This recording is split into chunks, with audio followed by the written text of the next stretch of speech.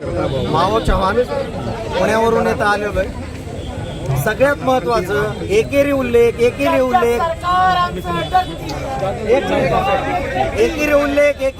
कुणी केलाय? संजय गायकवाडने त्या कॉलमध्ये 2 वेळेस छत्रपती शिवाजी महाराजांचा एकेरी उल्लेख केला. शिवाजी तुझ्या मायचा नवरा होता का? हा काय दुहेरी उल्लेख आहे का तिहेरी म्हणायचं? ही भाषा आहे आमदाराची. तुझ्या आईवर आणि पत्नीवर बलात्कार करीन, त्यांच्या गुप्तांगामध्ये तलवार घालीन, ही भाषा आहे त्या आमदाराची.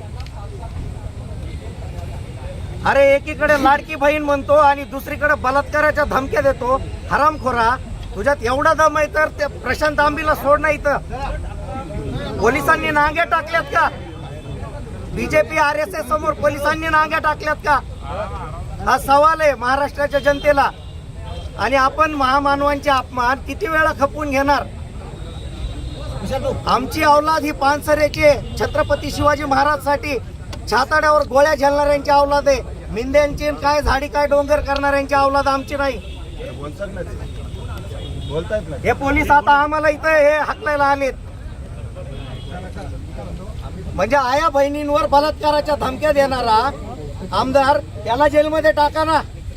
गोर गरीब कष्टकरी जनतेला तुम्ही म्हणजे धमक्या देता, रात्री बेरात्री तलवारीची भाषा करता. अरे दम असेल तर इथं येऊन दाखव म्हणा आमदाराला. आज आम्ही इथं आलेलो आहे.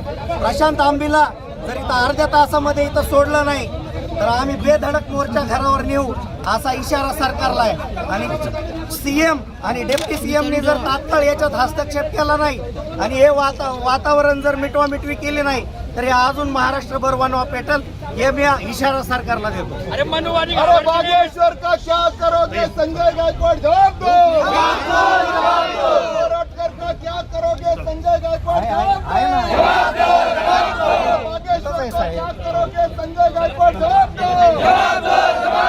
बागेश्वरला अटक का केली नाही? जवाब दो. अटक का केली नाही? जवाब दो. अटक का केली नाही? जवाब दो.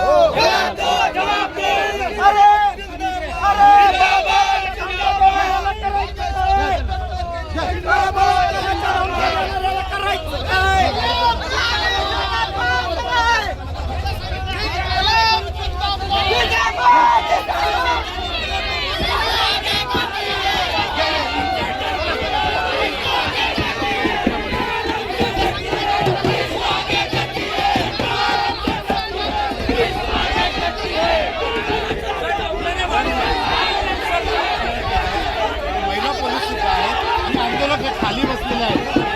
या ठिकाणी दंगा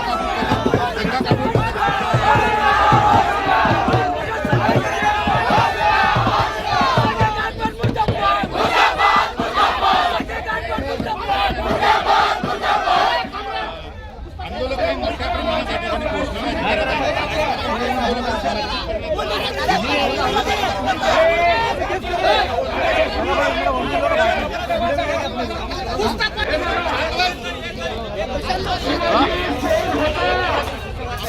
शिवाजी कोण होता या पुस्तकाच्या जाहीराचे